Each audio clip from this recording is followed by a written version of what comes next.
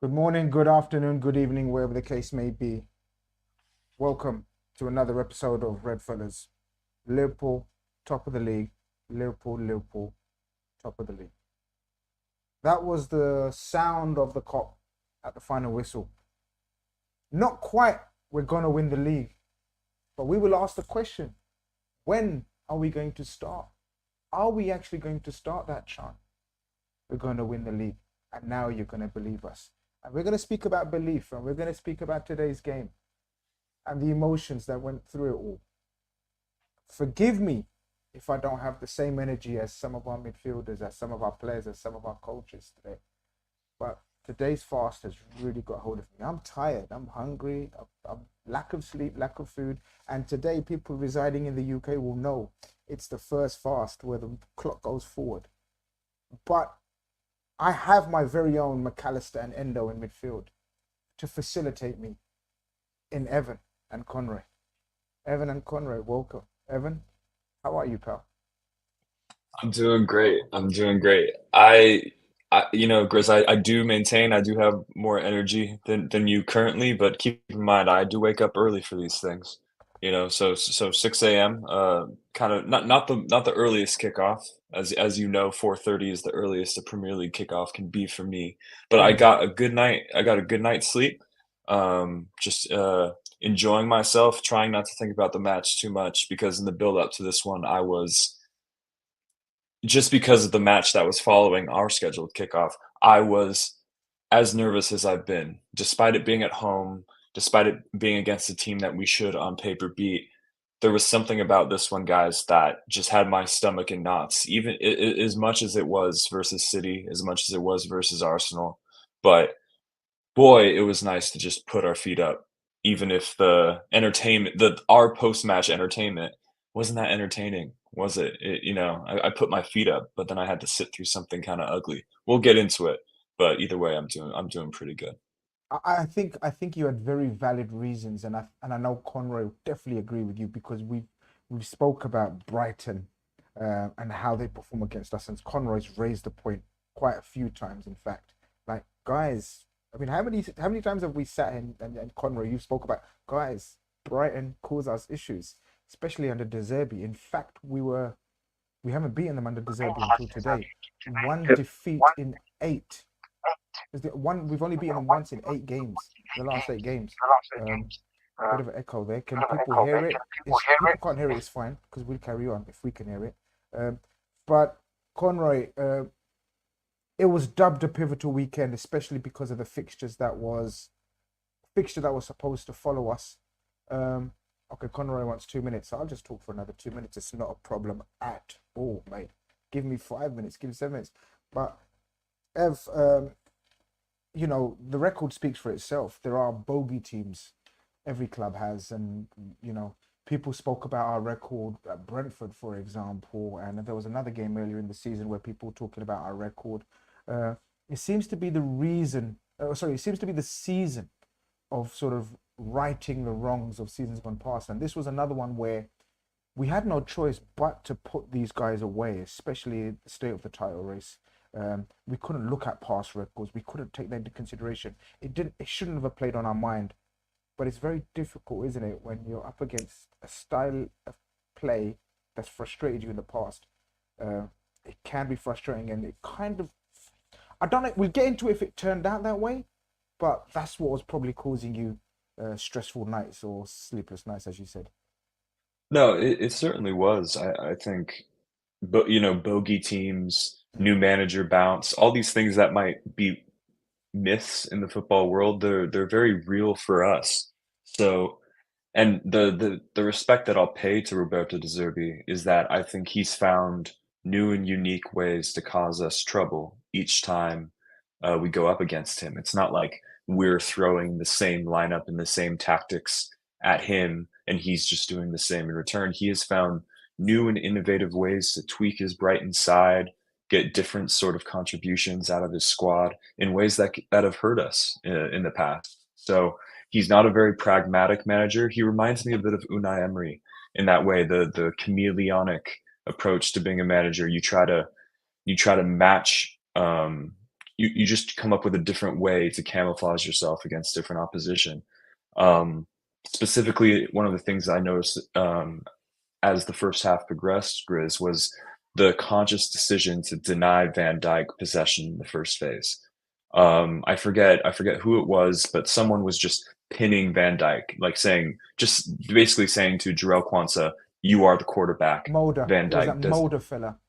Yep. He was just sitting off Van Dijk, just waiting to pounce if we passed it to him, and it was a conscious decision. It was interesting. I do think it denied us some of our usual patterns, some of our just usual habits. We're all creatures of habit. Klopp's a bit of a pragmatic man, so Virgil as your quarterback, his ball playing ability, such a big facet of his game, to have that denied, um, really made me realize that De Zerbi has that unique approach to trying to hurt us. One thing that I noticed that he did was, and this isn't unique to him, he targeted the right hand side. Yeah. So it wasn't just Trent's there. We try to target Trent. Liverpool, that's the one side we still have a marauding fullback, Connor Bradley. So that space in behind, they try to create overloads there. And to their credit, they did very quickly, and it was a great shot from Welbeck. I have to hold my hands up and say what a pure hit that was. Yeah, no, we're going to get into obviously the events of the game. Let's go through some comments. Loads of people, loads of guys, over 200 of yous already in here. We're going to let the crowd build up. We're going to let Conroy patch his microphone together. He was telling us before we went live, I'm going to grass him up and say, he said is something about wires that, like, I don't know. He described his microphone like he bought it from No, it's Sunday a good Bazaar. microphone. It's a good. Well, Is there I an don't echo know the now, way you guys? Is that described it, pal. Is you described it, not me. You described it like it's like patches of wires like I you put bought it off together. Derek You've done it Trotter? yourself. You know, like in World War II times, like you've put it together yourself, trying to communicate, with other people around the world. But let's go through some comments. Big up, man like Jav says, big up, guys. I'm tired, right? So I've wrote hit up, and then I've not spelt them like them properly, right? So I'm fasting. I'm tired. I'm an old man, right? What's Omar's excuse, guys? Hello, Federalers. Like, I blame it on the drink. I mean, there's no other. Like, what's he? Is he trying to be funny? I don't know. Usually it's a combination of both, Grizz. People on the Yeah. drink think they're very funny. It's true. He's a bit of an influencer. You know what I mean? He's just very, very popular, but got a lot of things going on, that kid. Our very own in-house Elvis Presley lookalike is in the building. Ganto, he says, hey, already smash the likes on your way in. Coming up to 250 of you guys already settled in here. We're going to get into all things, of course, title race, Liverpool, Brighton, possibly touch on other fixtures, maybe not. We don't really care. We've got to handle our business because it's that stage now where it's literally in our own hands. Grizz tired like De Bruyne. That's funny. Grizz got them 22-23 stamina levels. Yeah. 3 points, all that matters. Smash the likes, people. The Grizzly Bear, Pimp in Distress. Big up yourself. Brighton always give us, Gucci'd up says, we've just discussed that. Conroy, I was just saying that, you're very wary of this fixture pretty much every season, and you have every right to be wary. Was you any more confident this time round that the needs must situation will get us through? How was your feelings, emotions before the game? I think Evan touched on it quite well, actually. I think De Zerbi, 2 draws and 2 losses against De Zerbi since the taking over. He is a kryptonite, if you will, since it's maybe a small sample size, but he really has had Klopp's number. Tactically, I think Evan mentioned there, even the tactic with Van Dijk today, something that you wouldn't even consider, but it's caused, I wouldn't say a massive problems, but it definitely disrupted our flow, as Evan mentioned. I go through spells of being like, nah, De Zerbi's overhyped. But then I go, like today, I watch stuff and I'm like, do you know what? There is something about this guy. He's just quite intriguing the way he would just play the way they want to play, but then adapt, as you said, like Unai Emery. It's quite a good comparison, and like be that chameleon, change your side to really disrupt that side. And I think he is quite a good manager, to be honest. I think he's still learning, but I do think he'll get to that top level. I'd be surprised if he didn't. But on Brighton, they always, even with Potter, they cause us trouble, and especially at Anfield, De Zerbi's first game as Brighton manager was the 3-3 when Trossard scored the hat-trick. I'm sure that was his first game. So, I mean, there is always going to be one problems there, and especially when you've got a Super Sunday classic of Arsenal against Man City later on the day in this game. Now, on paper, I know what Evan said, Brighton's form has been a bit in and out, and we should get the job done. But they've got confidence when they come to Anfield. So I was a bit nervous going into this game.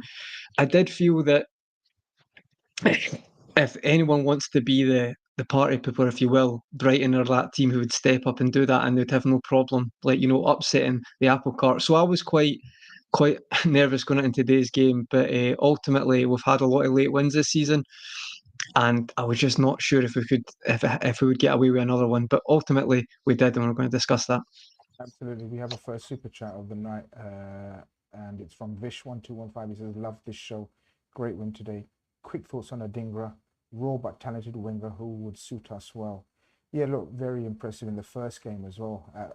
I was there at Brighton in the first game of the season, 2-2, finishes 2-2, and I thought Adingra caused us caused us so many issues, and today again. The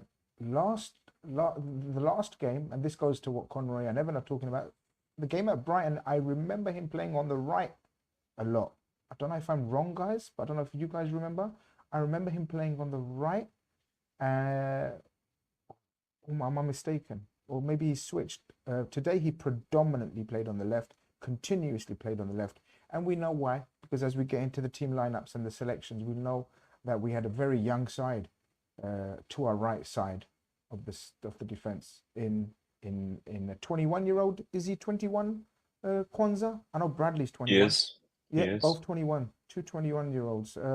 But yeah, so Adingra, yeah, look, many people compare him to Sadio Mane in terms of attributes, unpredictability, pace, bit of power as well there. Although I thought, and we're going to get into it, what I thought of how Bradley handled him overall. Quick thoughts on Adingra. Did he stand out for you and you two? Yeah, so certainly. There's plenty of players, that Brighton bring through with their data-backed approach and their terrific approach to scouting. You should always be keeping an eye on Brighton players. And I thought he linked up with Welbeck well. Welbeck doing his, just vintage journeyman striker, just does that role very, very well. Danny Welbeck still has all those athletic gifts after all these years. And they were able to link up. He stuck to his task, like I pointed out. The goal for Liverpool is to always target the right-hand side, not because it's Trent, but because it's the side that Virgil van Dijk does not occupy. So they created those overloads well, and they reaped the benefits a few times. We lived on the edge, so to speak. Conroy Adingra? Yeah, no, I quite like him. He does play on the right as well, Grizz. I just had a quick look on transfer market there. He can play on the right as well. So similar to Mane in that way as well, if you will. Yeah, I Came thought in originally. I thought I'm not losing my memory that much. I am losing my memory, but yeah, Nay, correct. Adingra for that P roller past Ali from the right. Yeah, he's I find it quite interesting as well because, and I don't know have the stats of how many games this player's been injured, but I think it was at summer they signed Ansu Fati, they got him on loan, I'm sure, and that was the big thing for Brighton. But really, if we're being honest, the one winger who stands out next to Matoma is Adingra. He's been very impressive this season. Still probably certain parts of his game he can polish off, but I think if you're looking for a young player, but Brighton just do this as well. Even like Pascal Gross, I know me and Evan do think he's probably one of the most underrated players in Premier League history.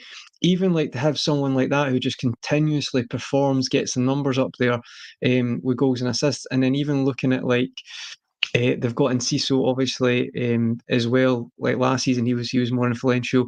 It's just they seem to just constantly do this, and just a shout out to that approach, as Evan said. I think it really is quite impressive that they're they're stood out in the Premier League now. It's not a flash in the pan, if you will. This is like a continual thing, which I think it is. You have to give a credit where it's due for me. yeah, absolutely. Hip Hop Chronicles in the building. My very good friend Sumit. He says after the international break, and it's true. We forget that. We absolutely totally forgot that this is the first game after the international break where players have been traveling all around the world, coming back to an important, vital game. It's all about getting the 3 points. Players still come back from injury. Brighton, always a tough game. We were anxious at time. We got the result. Crowd was anxious too. All that matters at this stage. None of your businesses in the building. Says Klopp revenge toys in full swing now. Big win today. Smash those likes. Still not come down from my caffeine high yet. Yeah, I don't think many people have. People are saying my microphone is low. Sound is low. Let me know if it's still low, guys. Not that Still a bit low, Grizz. Maybe check the input settings. You go to settings, audio, mic. Just make sure it's your mic that's connected and not your computer good mic. point. That makes sense. Good point.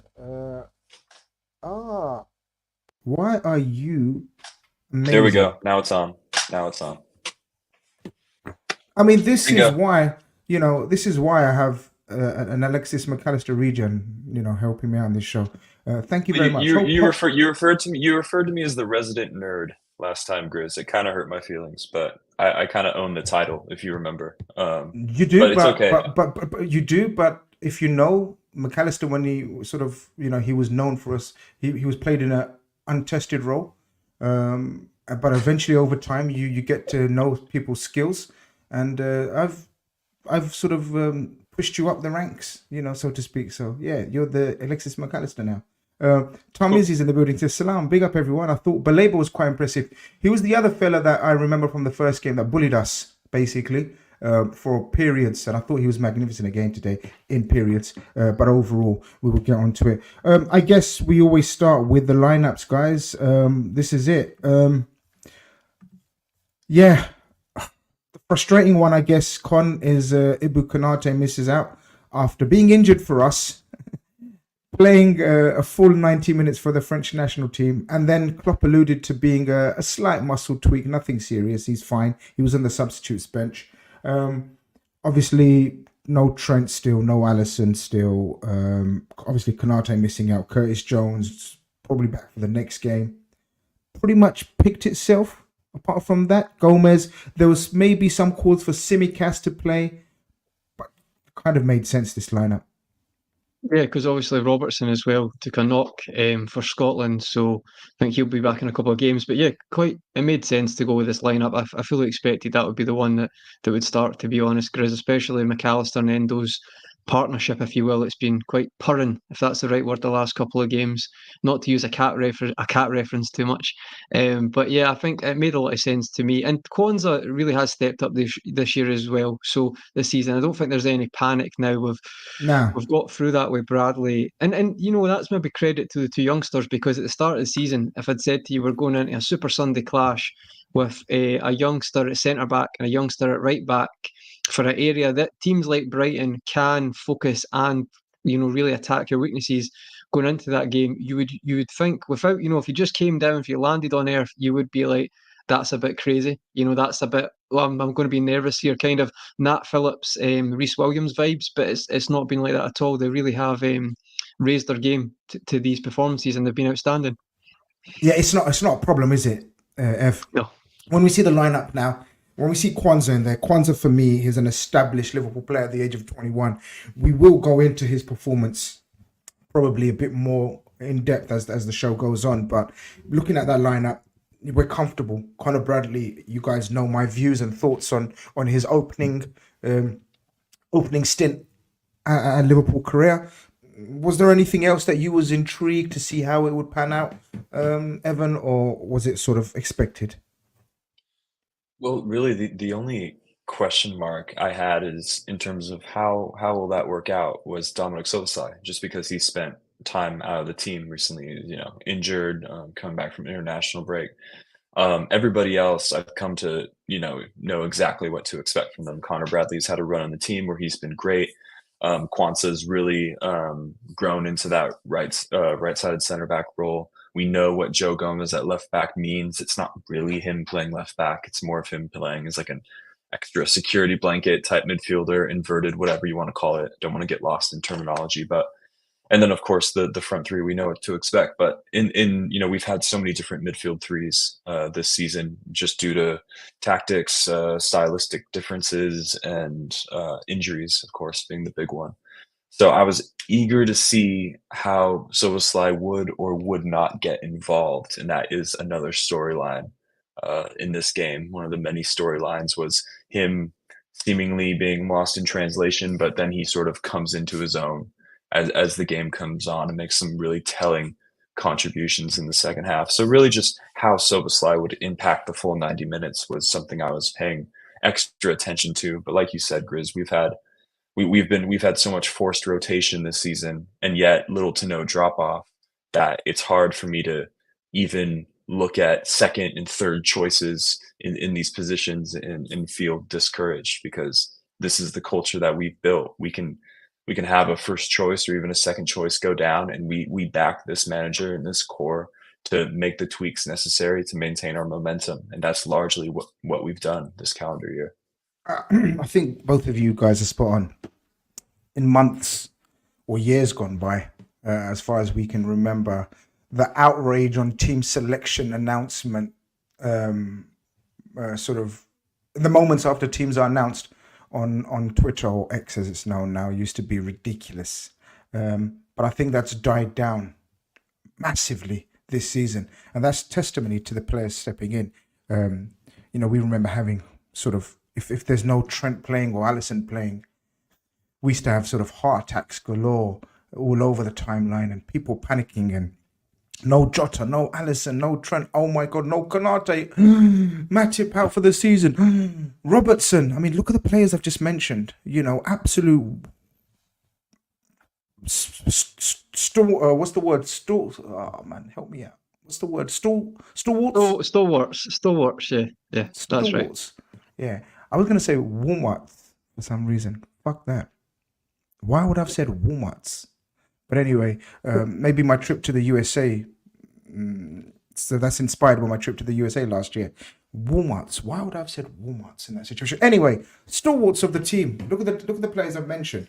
And yet we're so comfortable, as I said, we're so calm, we're so fine. And that's testimony to the youngsters and Kelleher, again, who I thought was very, very composed. Looking at the average positions, it's pretty stable now, isn't it, Conroy? We kind of know when Gomez plays that role, how he's going to play it. We know Wendo is for sure the defined DM now. But as Conroy says, it's always intriguing to see how we're going to set up with Szoboszlai and MacAllister. Did you think it worked? Yeah, I think it worked to the extent that I'm not going to go too early with the player ratings on our man of the match or anything, but I think if you look at even the highlights of that game, MacAllister was dictating a lot of it, and his final third balls to get us in, key areas was outstanding. And a lot of that was where he was ending up as well, and where he could control the ball from centre to more the right hand side as it shows there. And I think that was maybe, I would maybe argue he's been outstanding, but that's probably his best game, in the sense of just he was involved with so much, so everything seemed to go through him. So I'd say in that extent it did work. If we think about Szoboszlai's performance, I thought he was pretty decent. I can't remember too much on him. I just remember how good MacAllister was. So from that point of view, I would say it did work. I guess it's time to get into the game. And Evan, we have this, my God, we have this habit. It's got to stop in the last 9 games. Surely it's unsustainable. If it ain't, if it's sustainable and we continue to give teams 1-0 head starts, my God, we're in for a roller coaster of emotions, more than we already are. As you said, 90 seconds on the clock. Is there something to blame there? I think we're lax in sort of possession. We lose the ball. They counter. Their intentions are very clear, as we've all discussed already, that they're going to overlap on the left. Their left, our right. We caught off guard a little bit, and it's a 1 in a million.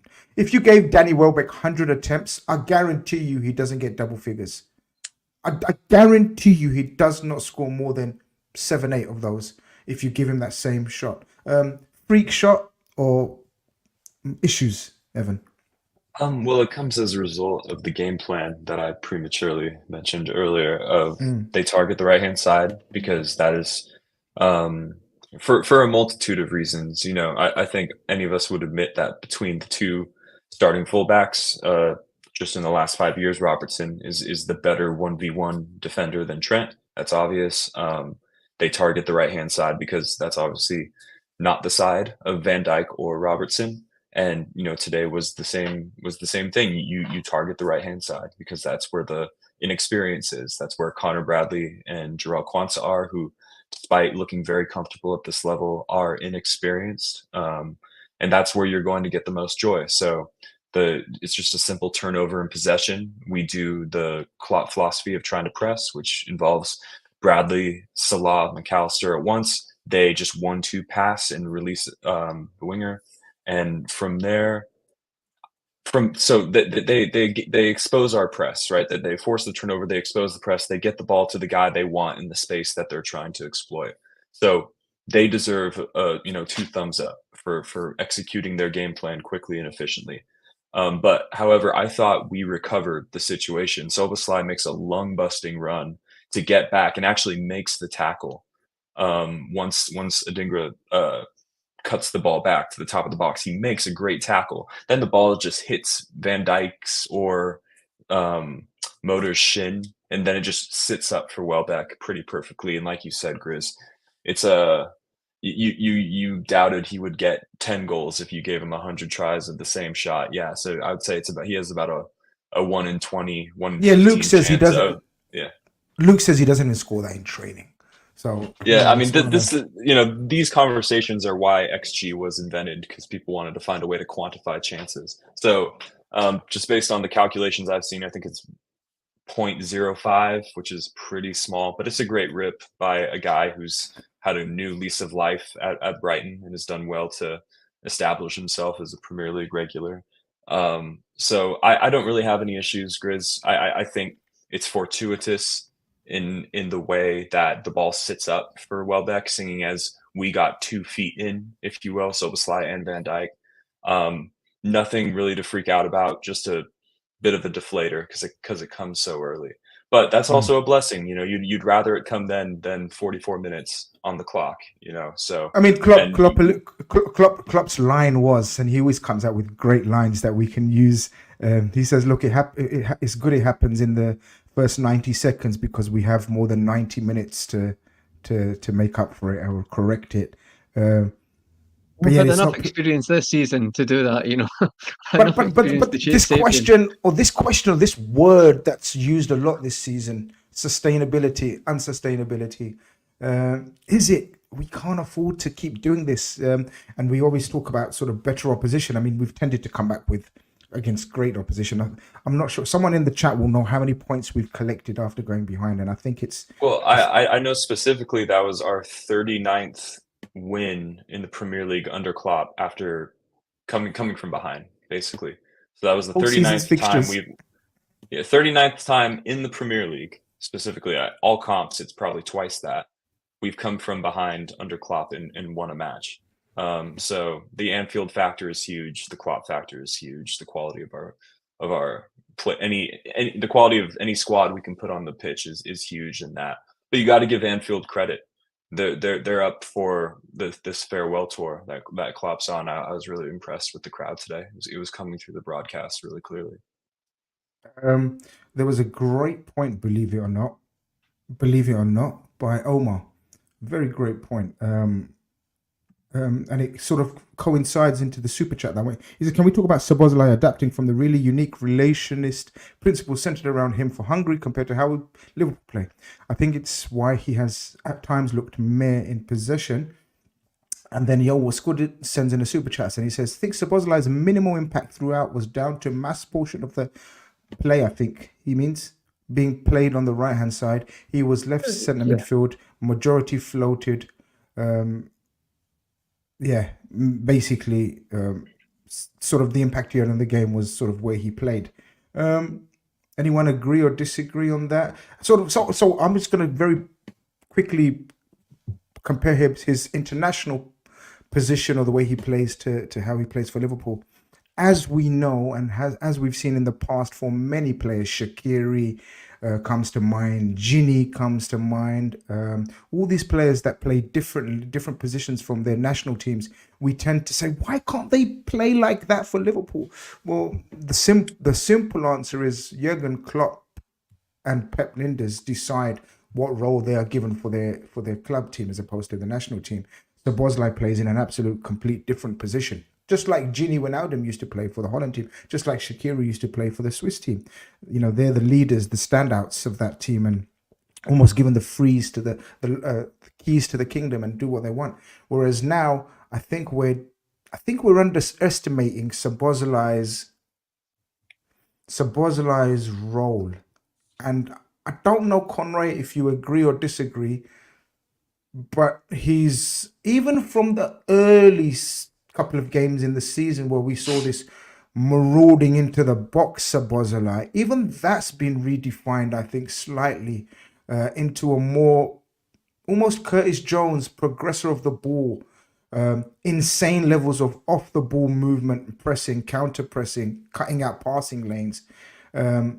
Not that I'm saying that it suits him down to the ground, but he's definitely got the energy and lungs to do that role.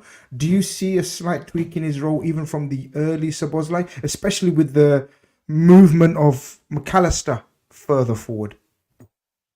Yeah, I think goes back to what I said earlier. It may just be the point of he's injured, had a bit of poor form, and he's getting back into that. Yeah. I'd say MacAllister at that time as well was more deeper. And MacAllister, again, I can't emphasize it enough. Today, basically everything went through MacAllister. Like, he ran that game. So if that player is playing like that and he is in form and he is just on it at the moment, if you're going the majority going down the right hand side and going through him, it makes sense that someone else has to cover ground and make sure and maybe be not as adventurous. So for me, I don't think the two are coincidences. I think it's MacAllister's movement and being a bit higher up and has been getting us invaluable goals or creating them again today.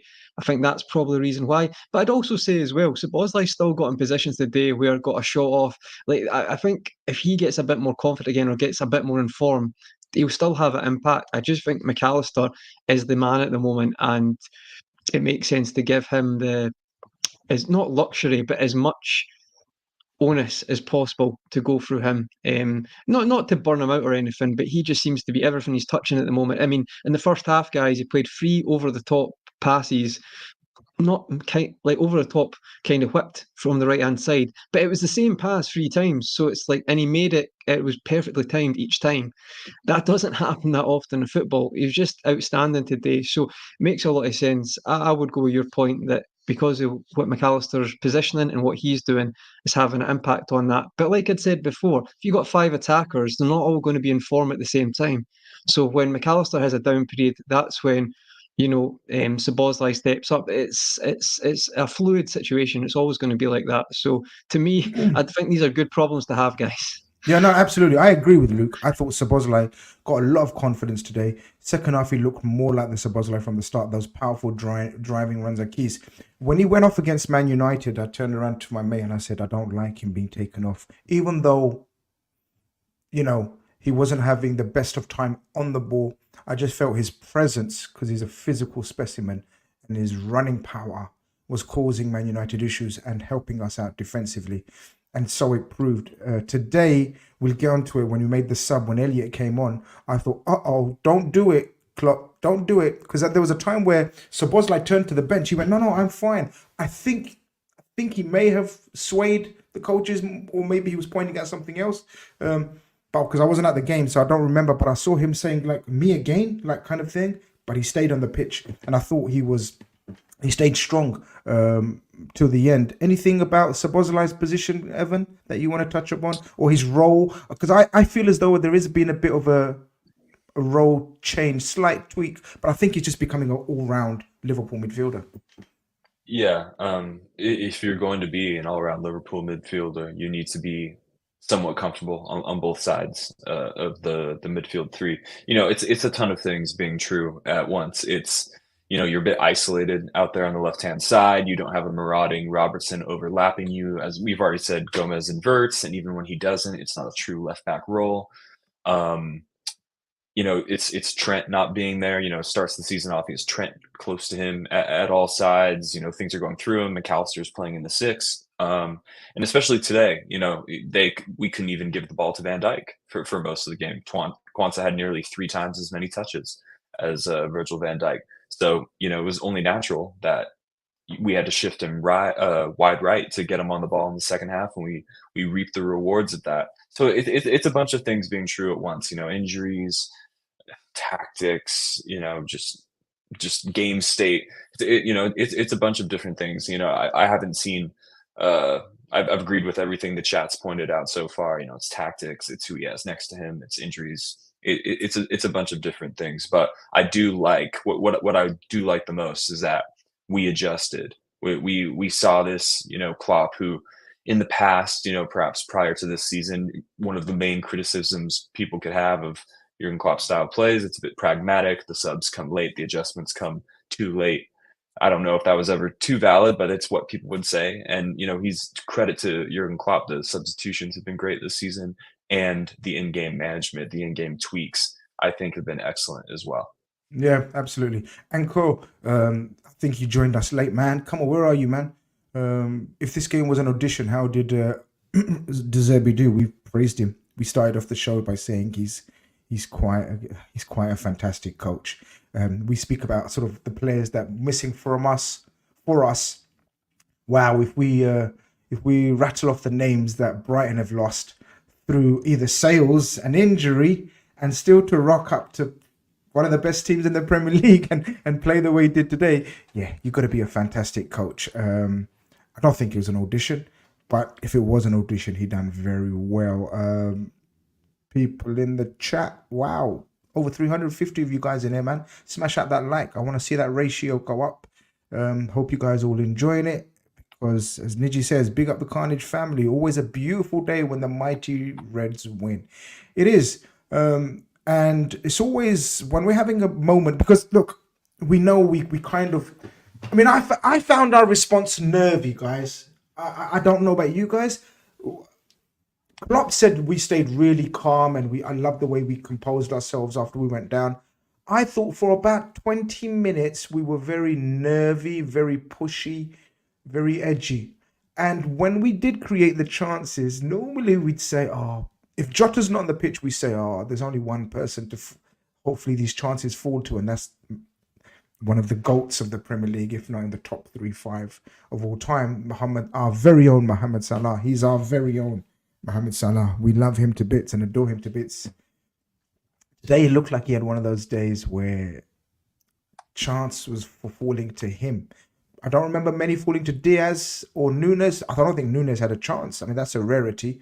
I don't recall him having too many shots as well, which is a massive rarity.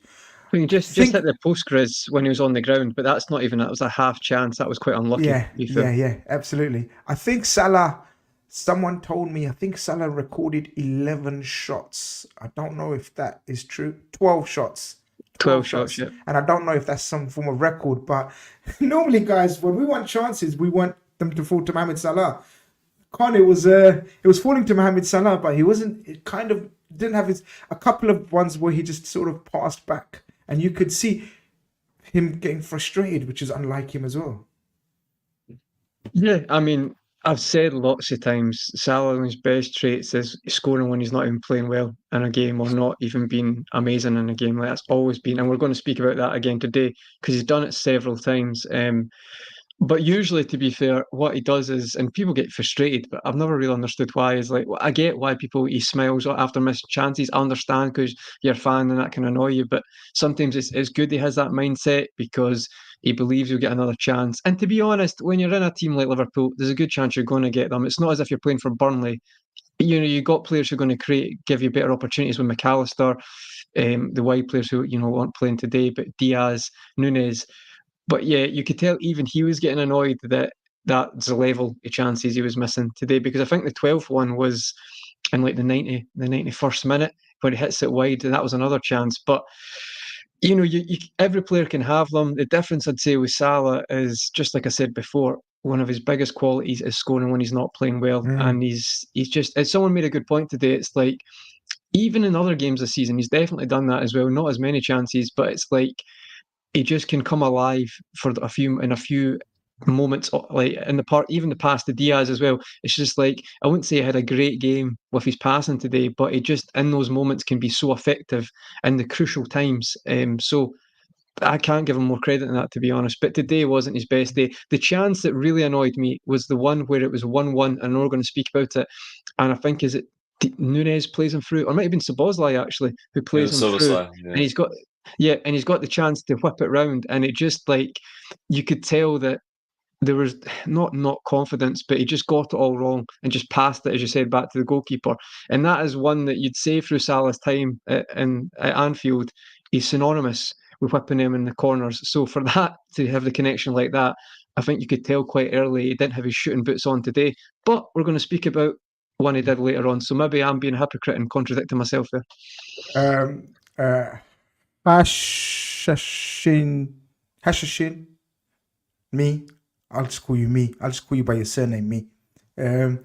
He says he was fasting, guys. If he was, yeah, fair play to him. Yeah, that's some effort if he was. Claire says Mo is still warming up. Will soon be 12 shots on target, 6 goals. We know he's capable of doing shit like that, so it's mad. People want to get on to sort of the Luis Diaz chat, and I guess it segues into the opening goal. Evan, by now, around the 20th minute, I think we've settled down and we've decided we know how to press them, where to press them. Like, as I said, of the many great Liverpool teams of the past, we've decided we know how to work this game out. We've worked this game out and we know how to target them. And we know we're going to win the ball back in transitions or in sort of second ball phases. And we're quite good at that. This was another goal created where people might think it's luck. Another ball falling for them in the penalty box. Man City score a ton load of these kind of goals where it just ends up with Haaland swiveling and putting into a goal. I love goals like this as much as I love beautifully worked, crafted goals like the second was. So people in the chat are saying, where's this about the Nunez? Because remind me what we did say about Diaz, guys. Turab is saying, can we talk about Luis Diaz? Turab was one of the callers on the call-in show. Remind us, did we slate him? Diaz must have been watching the stream last night after some of the things we said about him. Look, all we want from Diaz is a little bit more output.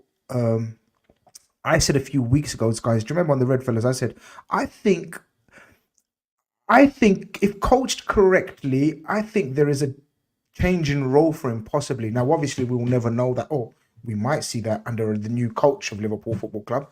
But I think he has got an eye for a goal. I think he has got a variety of finishes, the scrappy types. Not as opposed to, I know he missed a whole heap of chances in the previous game where we were frustrated. But do you know what I mean? Like in terms of, not those type of chances, but the ones that he scored today, where it's instinctive, knowing where the ball's going to fall or go towards. He kind of reads chances very well, Evan. And it was an instinctive finish? Yeah, and he's been full of instinctive finishes since coming to Liverpool. If you look at his catalog, not an absolute glut of goals, as we know, as we've all once or twice criticized the output of Luis Diaz. But it's definitely not the type of goals we necessarily thought we were going to get from him when we signed or when he signed for Liverpool, because his highlight reel at Porto was full of him just, cutting inside and ripping one from the top of the box or just outside of it. And that's sort of what we thought we were going to get. But like I said, you look at his catalog, there's a lot of back post, tap-ins, there's a lot of instinctive finishes, there's a lot of poachers goals. And that's an important, tool to have, because we are a team, we're not as structured or as robotic in possession as Arsenal or City, but we still will put teams to the siege, and we still will be whipping crosses in and getting to the byline and cutting things back. And he's had a lot of goals for Liverpool where he's just been in the right place at the right time, which is a trait that not everybody has. It's a trait that's really hard to teach, Fox in the box, so to speak. Sadio Mane was very good at this type of finish as well. And it's a reflection of both Diaz's instincts as a player, and both of the benefits of being a member of the front three in this system. These chances will fall to you, so you need to be ready. And like you said, Grizz, there's an element of luck to it. Mo's at the top of the box. He's obviously not competing for headers from that corner. And it's not a great header back into the mix from Mo. It's not in the direction of any particular Liverpool player. Doesn't have a lot of height on it. It's, just kind of a weak header. And it was us sort of playing with fire a bit because they were doing kind of what we do when we're defending a corner. They're ready to break. When I was watching it go back before the stream started, Welbeck was on his bike. He was ready to go. Same with the Dingra, same with Lamptey, that they were on their bike ready to go. And, I think it flicks off of Gross or Veltman or whoever makes a play for it. And Diaz, this is the VAR era. I didn't fully celebrate the goal. It was definitely a difficult goal to celebrate because with those that are so tough, me and my dad, we high-fived on the couch and we just left it there. Normally we get off our feet for a Liverpool goal, but turns out he was well onside. It's an incredible run. You can see he's hunting the chance. He's smelling the chance, Robbie Fowler style, Diogo Jota style. And it's the type of finish you need. It's the type of goal you need to score when things aren't necessarily going your way, or you're suffering through adversity, or you go down a goal early on in the game. You need to be able to pounce on these chances. It's not all about the beautiful, well-constructed goals like the one we would go on to score in the second half. It's definitely about, smelling an opening and making the most of a bit of a freak situation. You bring up this screenshot. Luis Diaz has been directly involved in 10 plus Premier League goals for the first time in his Liverpool career. There you go. Bit of a misleading stat, I would say. There's a whole lot of context behind that one. In my opinion, obviously he joins mid-season back in early 2022. Then he's injured for majority of the following season. And lo and behold, he's stayed fit this season, and there you go. And the numbers. In the pudding. And the numbers show it. That's what availability looks like, even when your output isn't as generational as the guy you replaced. So Luis Diaz, such an admirable player, really. I'm with this statement. I love these new terminologies, and cook means really playing well, started to playing well. People that sort of are around my age group that may think, have I tuned into MasterChef? Like, what the fuck? Why do I want to know Diaz is starting to cook? Like, has he been fasting and making his own food now? What does this mean? Well, what Project 5 AM means is Diaz is starting to really flourish and play well. I thought today was one of his better performances, and I thought he's fine. I think he was our best outlet. I think he was our main threat, Conroy. I think he was constantly looking to beat Veltman as much as he could on a 1-1 situation, drifting into different positions on the pitch. Of course, gets the goal. There was almost a re-energizing of Luis Diaz, and tenacity-wise as well. I don't know. Maybe he wanted to show the fan base a few rumors, murmurings of he wants to leave, and his father making a couple of statements taken out of context. Maybe he wanted to show that I'm here and I'm a Liverpool player and I'm going to have an impact in this final furlong. I thought he was fantastic. What did you think, Con?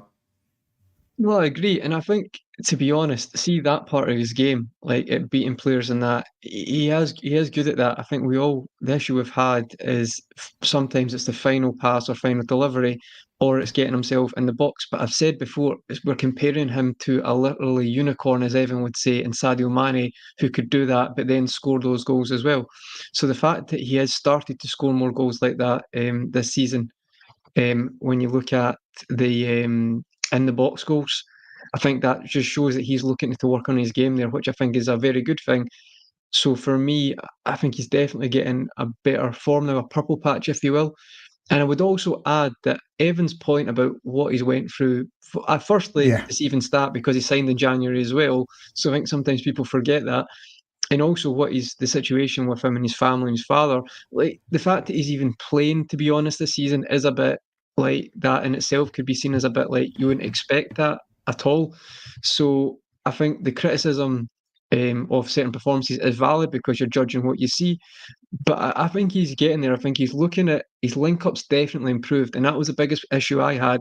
Is when anytime he'd be playing with a fullback or the other team, any other player in the team, it looked like he'd be doing his own thing and not linking up at all with the rest of the team. I think he looks quite gelled with the players around him now. Looks more cohesive. So Yeah. I think it's a good time for Diaz, and I think having another pre-season as well, with fully ingrained in the Premier League now and knowing who the opposition is against, I think it's only a good thing. The kind of rumours that start to happen with Diaz, the thing that I don't realise with this is, say you sell Luis Diaz, right? You're not going to have a ready Sadio Mane or a Mo Salah out there to get, like, even those players when they came here, they weren't necessarily those players at that time. You could maybe argue Mane slightly, but he definitely couldn't with Salah. Salah was not that prolific at that point.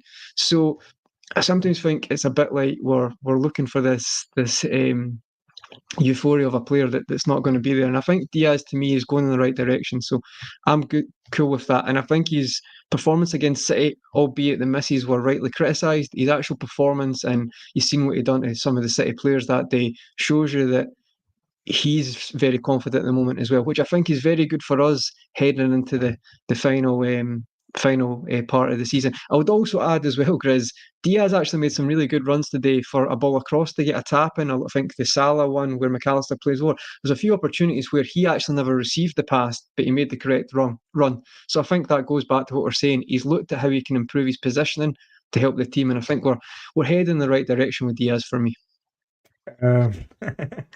Joseph says it was 3-1 today in his mind. He says, when someone finds concrete evidence that's off, send it to me, please. Otherwise, in my head, it's 3-1. Fair enough, my friend. Fair enough. Yeah, he should have scored. He should have been on the receiving end of a magnificent assist from Mohamed Salah. I was deemed offside. But the second half, we come to second half, and Evan, the second half, I thought we started much better. I thought we were on it. I thought, okay, now it's really a matter of time. Just, but there was a stat going around. I can't remember which minute it was brought up that Virgil van Dijk. Let me see if I can find it. I don't know if you guys saw it. Did you guys see it? Here we go. Let's present that. Amazing how it happens. Can you see that? Breaking news. For the first time since 31st January, Virgil van Dijk has lost an aerial duel in the Premier League. He had won previously 25 out of 25 since the beginning of February. Interesting stat there. Just for you, Evan? Yeah, no, it's just further endless confirmation of the impact that one player can make in a team that's in a sport that's so driven by like analytics and collective play and not based around individualism anymore. He, in this generation of the sport being like that, he's able to make such an impact. I remember it's just the moment Virgil van Dijk signed for Liverpool, we stopped being that team that was a liability from set pieces, because that's what we had been since Rafa left.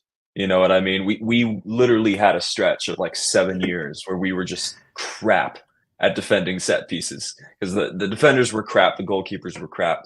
But literally, Virgil van Dijk signs, and then all of a sudden, Liverpool. Now I see the opposing team get a corner, and I'm like, cool, because that means we're going to be countering soon. There's a chance we head this out and Salah, Firmino, Mane go and just tear a team apart. So that's the individual impact he's had. He is, and as a stat guy, I can tell you, he is by far the most aerially dominant center back in Premier League history, statistically speaking, and to the eye as well. The best center back I've ever seen play the game. Look, you've talked him up way too much. I'm with Anfield Road End. Disgraceful. He's overrated. Selling my say after that stat. Big up Anfield Road End. That had me in stitches. I saw your comment. Of course, he's joking because he goes on to say the laughing emoji. But how dare he lose an aerial battle in 3 months? But no, look. Virgil van Dijk has been immense all season. He's been more than immense. He's been a captain. He's been a leader. He's been fantastic. But the young lad next to him, Conroy, Gerald Kwanzaa, and we've spoken about sort of him having, sort of transitioned into the team and would never panic. I thought the way Bradley and Kwanzaa um handled that side, worked it out between themselves, was so good to see for me.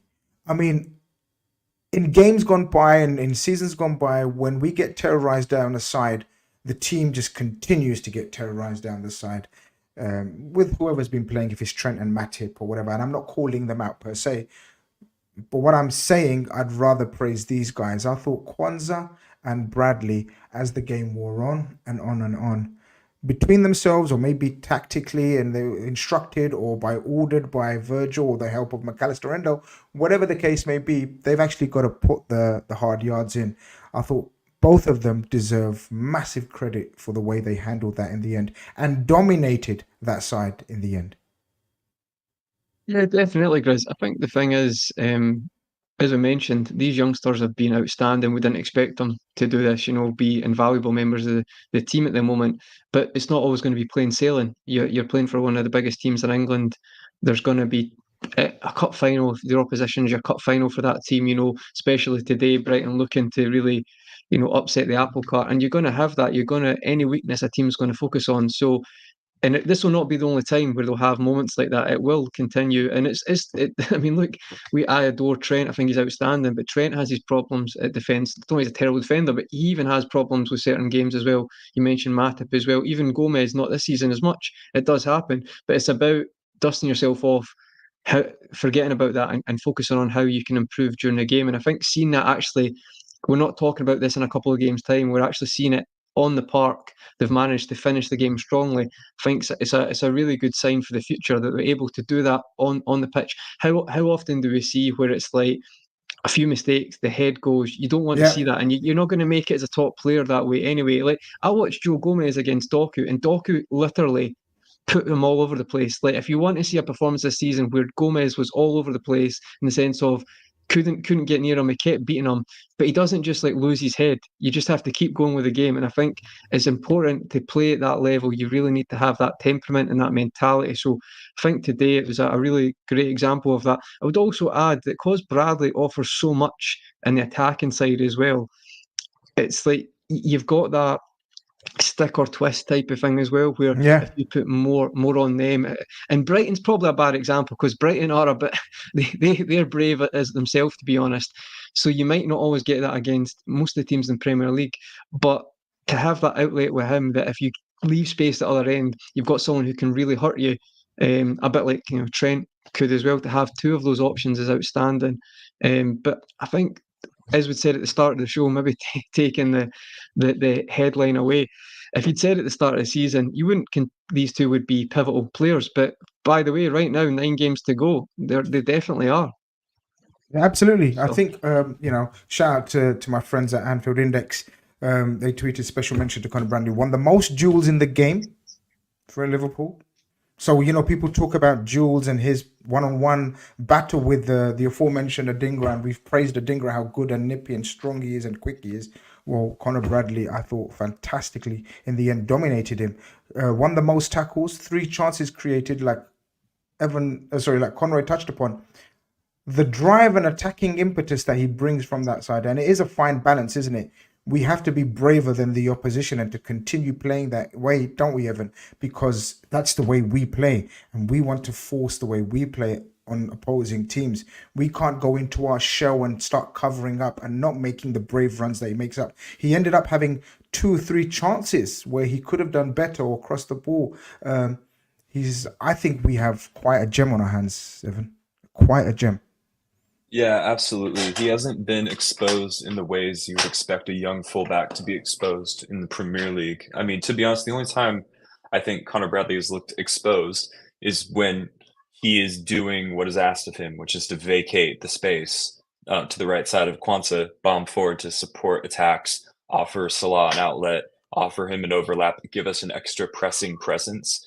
When the game is being taken to Conor Bradley in a defensive sense, he's a lockdown defender. I Yeah. can't remember a winger just rinsing him all game or anything like that. It's really just when they go at him tactically, which is different than going at a player individually. You know what I mean? So Connor Bradley really easily could have scored today, easily could have had an assist today. Yeah. Works in great tandem with Mohamed Salah in a traditional marauding fullback sense, which is nice to see because we actually haven't seen that for a while. And it's not just because Trent's been injured. It's also because Trent's role is now different. Trent's more of a central player now when he inverts. It's been a while since Trent has been a traditional overlapping fullback, but now we have that in Connor Bradley. Some people burst onto the scene and just instantly look at the level. Like there's no bedding in period. There's no baptism of fire where they take a season to adjust or a few games to adjust. Since being dropped into the fire, Connor Bradley has been a top 5 right back in the league, probably at his floor. That's the level that he's playing at. I'm going top yeah. 3, man. I think he's been absolutely sensational. Yeah, I mean, until he has an extended period of not being that, he will remain so.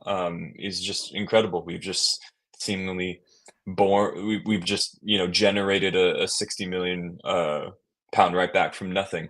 And I say that as because I'm ignorant and I don't watch our players on loan. For all I know, the hype was absolutely justified based upon what he did for Bolton. Bolton's player of the year last season, I believe. I see you've got Jarell Quansah up on the screen. Would you like me to segue? Because I have thoughts. It's so funny because last summer I was doing a lot of those graphs, in my efforts to help the recruitment drive, Yeah.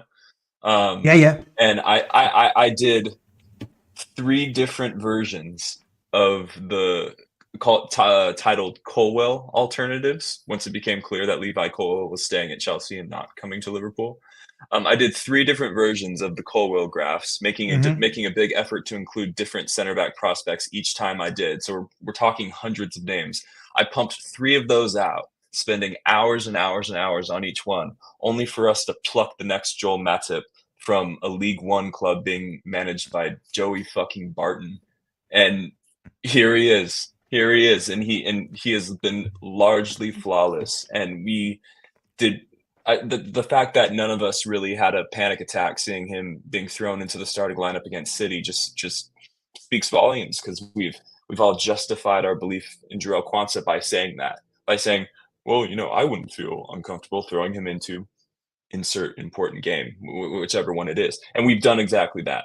We've thrown Jarell Quansah into dead rubber games in the Europa League. We've thrown him into, pretty important games like this one against lesser opposition, all due respect to Brighton. And we've thrown him into games against teams we would consider our equals, if not slightly better than us. So Jarell Quansah, again, I have no words.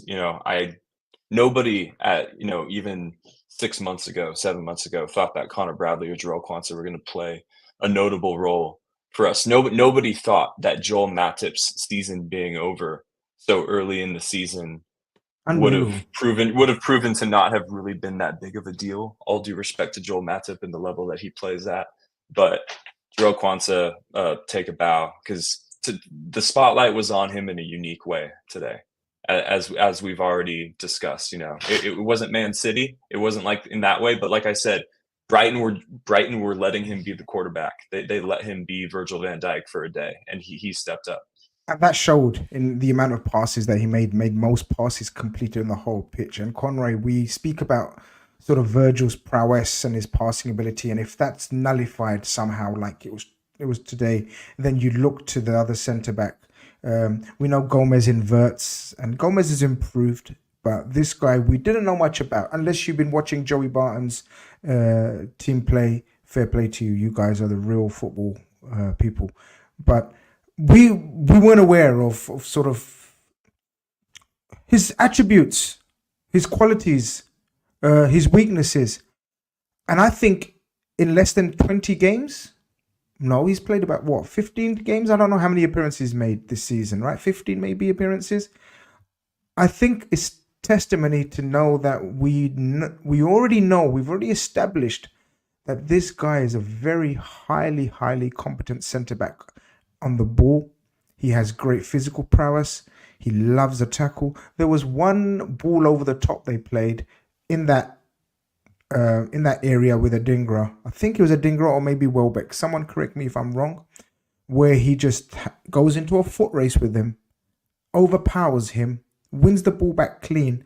I've said this before about him. I love his tenacity, and I don't think it's spoken about enough. This guy actually loves leaving one in on the attackers when he tackles, and I love that in a centre-back. Call me nasty, call me bad, but I love it. It's old school. When he tackles, he doesn't just tackle to win the ball. He tackles to let you know that he's tackled you so you don't go again. Like Connor Bradley, I don't know how highly we can speak of these guys considering the season we're having and the amount of games Konate and Trent have missed between them, and Matip obviously being out the season. This guy's been an absolute revelation, Conroy. Absolute revelation. No, he has. And one of the comments in the chat, sorry, I've missed the name there. It's a really good point. I'm not saying we're there yet because it is a small sample size in the sense of, in the grand scheme of things, like years of the Premier League. But a hybrid of, they suggested he was a hybrid of Virg and Matic in the sense of his kind of attributes. And I can see that. I do think Virg is on a different planet, but I do get that. I think his adventures, if you will, like Matip, leads to that goal a couple of weeks ago. I've completely forgot the goal. Was it Old Trafford? When he breaks into the space like Matip goes up the park and plays a decisive ball that leads to a goal, and that creates the space. So I think he's got that to his game, as you said, good on the ball, and that will improve. He's 21 now? Is that correct? In perspective, Van Dijk moved to Southampton when he was 23, I think. So he's got a lot of time as well, and I'm pretty sure Van Dijk's passing, it was pretty good, don't get me wrong, because some of the goals he scored in Scotland were outstanding, but he'll develop that side to even his passing will improve as well. I just think what I would say now, guys, is football's in a kind of weird time where if you're looking at young players to play centre-back for a top team, they're going to have to kind of have those attributes where it's a bit like Van Dijk, Konate, where they can play high up so they can catch them in behind and they want to press high, also be great in the air. And to be honest, you do need pace. Like there probably will be examples where you could be one of the best defenders kicking around and you don't. But 9 times out of 10, I think to play for a top team now, clubs are looking at great in the air, fast, so they can mould them into those defenders where they can high press. And I think Liverpool have looked at Kwanzaa, and this is probably not just in the last year, by the way. There's been people doing this with other players for years in the academy, but the attributes he's got, that's kind of the player you're looking at. He's got pace, he can press high, he's great in the air, and he's also pretty good with his feet, and that will improve. That sounds similar to Konate to me as well. You can maybe argue Konate is even stronger, to be honest, as well. But that's the defenders you're looking at to be a centre-back for a top team. And I think that'll be like that for the next 10 years or so. Football does go in cycles, I get that, but I don't see that changing because the way teams want to press, I think it's ideal. And that we've found one in our academy is pretty outstanding. I laugh because for years, all you heard was, and this is not a dig at these players at all, but is it going to be Van de Berg? Let's shout out to Nat Phillips and Reece Williams. They done a job, and all credit to them. But there was a lot of talk about those players, Van de Berg, even setting other players out on loan. And it's quite ironic that it's ended up being Kwanzaa, who we probably all knew the least. Well, I definitely knew the less amount about him, and he stood up. I just think it's outstanding. I'd also add as well, Owen Beck has had a tremendous year this year in Scotland for the first half of the season and was loaned back because of our left-back crisis. He could be another one. It might not necessarily come in our team, but with the record we've got for fullbacks right now, with what Bradley's just done, it probably is another stream of income for Liverpool as well. We maybe went to the well a few too many times with Ryan Brewster over the years, but I think when it's coming to certain fullbacks at the moment, we have the man himself. Well, we have Michael Edwards back to recoup some of those fees, so let's not give up. By the way, Sepp van den Berg has been one of the outstanding centre backs in Bundesliga. He's been magnificent, and I think we're going to have a very serious look at him in terms of coming into our squad of centre-backs or pool of centre-backs next season. So that's one to keep an eye on. But I think we're in a win-win situation. I think he's worth 20 million plus now, which is fantastic recoupment. of money. Guys, we're very close to 200 likes. That would be a brilliant, fantastic ratio. If you haven't hit the like button, I would really appreciate it. It's free and it helps us a lot. Thank you very much for that. I think it's time to speak about the outstanding performer of the day, who's been magnificent. Again, I don't know how we can. I don't know. I don't have any adjectives left to describe this guy in a season where he's come into a brand new midfield, a brand new tactical setup, a brand new role initially. I think he's definitely in shout of contender for signing of the season. I know all eyes have been on Declan Rice and the transformational player he's been for Arsenal. This guy, Evan, has been magnificently transformational for us. Stand up, Alexis MacAllister. Yeah, I was gonna say it's unfortunate that his price tag has kept him out of these shouts thus far. Headlines. It's being held against him. The fact that Liverpool were aware of the price that they could get him for, and that's that's absurd because Alexis MacAllister is having one of the greatest midfield seasons in the club's history. And we've seen a few good ones, haven't we, in our time? It's obviously a different type and people might think that's a crazy wild statement Evans made there. Tell me, guys in the chat, there's still 300 of you guys in it. Tell me if you disagree and give me your shouts if you think there's someone who's had an impact or a season. Never mind an impact as a new player, a season, even an established player. Of course, Steven Gerrard doesn't count because Steven Gerrard's a freak of nature. But tell me someone else. I mean, in my lifetime, I'm 28. I was born in '96. Probably, came of conscious age in the early 2000s. So I've seen all the good Gerrard seasons, and obviously McAllister's a different type of player than Steven Gerrard. Obviously he's not going to be scoring 15. He's not going to be scoring all the goals. And even being an assist machine, but he's a modern type of midfielder. Positionally versatile. He had some, even the games where he was forced to play as the lone pivot at the start of the season, none of them were a disaster. You know what I mean? None of them were the results of us dropping points. Away to Brighton, he had the ball taken off of him and they scored. That's about as bad as it got for MacAllister this season. So different type of player than some of the individual standout midfield seasons, but as a collective body of work, I've just been blown away. He's been available, knock on wood. He's been versatile. He's, come up with big moments and big goals, big assists, in injury time. He's been everything you could ask for. He came Premier League proven. He came in that age bracket in which we like to sign players. In so many ways, he's been the perfect signing. And boy, did we need that, because this last summer, it was all about midfield reinvention. And, guys like Gravenberch and Szoboszlai are less experienced. They've had injuries. They've been in and out of the picture. They've been in and out of form. This guy has really set such a comfortable floor. You know what I mean? Such a comfortable floor you get out of Alexis McAllister. He's absolutely rocked my world. To be honest, he is one of again, like I've said, I was born in '96. Been a Liverpool fan since the early 2000s. He's already been one of the best midfielders I've seen play for the club, and that really is saying a lot. The last thing I'll say on it is it would have been a good deal if we had paid 3 times what we paid for him. Never mind paying double. It would have been a good signing if we had paid in a world, and let's speak on it for about a couple of seconds. In a world where there is 3 other £100 million midfielders that come to the top of my mind in terms of Rice, Enzo, Caicedo. Are you telling me two midfield partners as well, Grizz? So Enzo's a World Cup winner in the same midfield, and that is Caicedo is in the Brighton in the same team. So that's 2 players that played alongside McAllister. So even with association, the price is ridiculously good, to be honest. But yeah, I think it's mad. I think look, sometimes you have to be honest and be humble and not knowing someone was this good.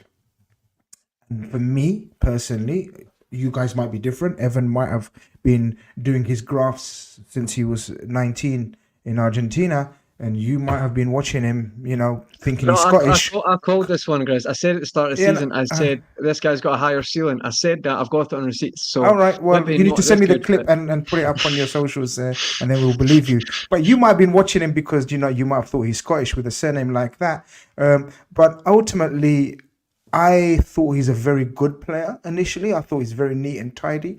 But what I absolutely didn't know and appreciate was his strength and tenacity in ball retention and winning back the ball.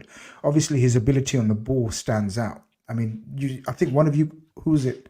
Conroy, you speaking about his passes, the long range passes, a couple of absolute on the button passes. And we're going to touch upon it onto a certain Mohamed Salah. Tom Izzy says, be noticing there's a link up. Mac and Mo. This could be a new partnership that's developed. We've talked about so many others. And MacAllister in his interview afterwards touched upon Salah's been asking for a certain type of pass. And when the king asks for it, you deliver. And he delivered. I thought our speed of passing was far quicker in the second half.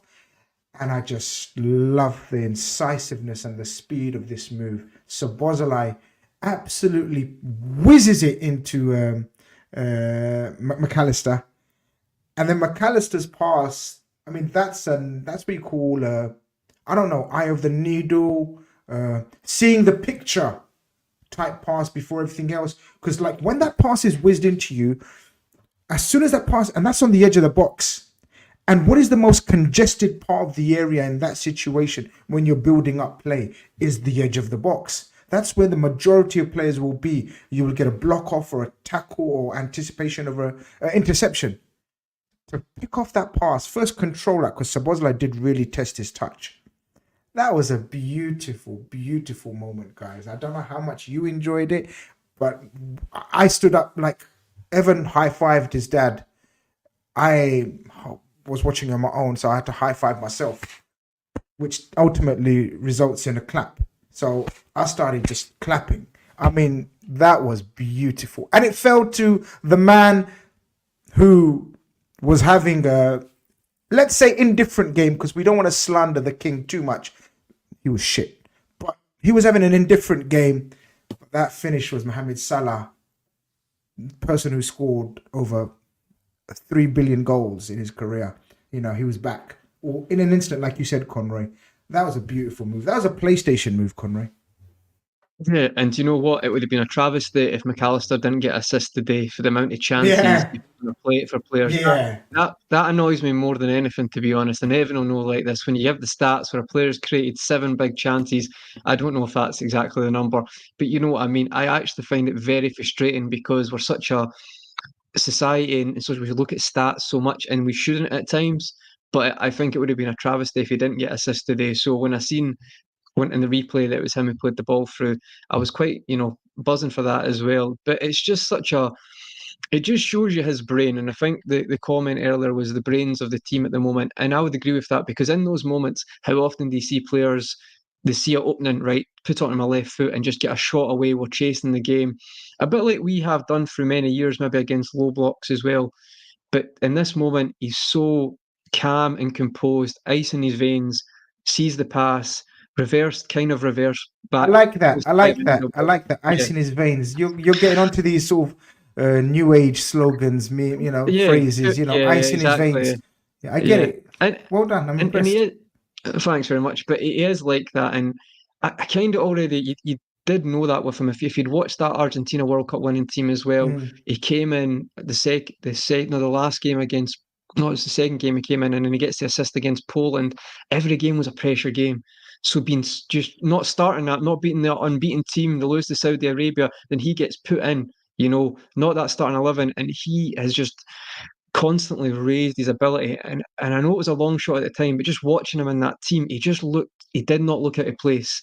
And there was moments where it's not as good as Messi, but there was moments where he could take balls in tight positions like that on the spin, assist in a World Cup final. Like, he is understands pressure situation. I think he relishes them.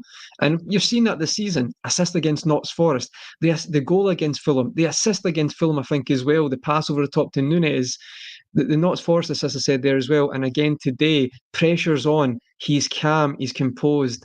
It's not a coincidence that he seems to, it just seems games at Anfield in the past where it's like a low block, I'm not nervous anymore. If he's playing higher up, he can unlock the door, and it's just outstanding. He just seems to be ahead.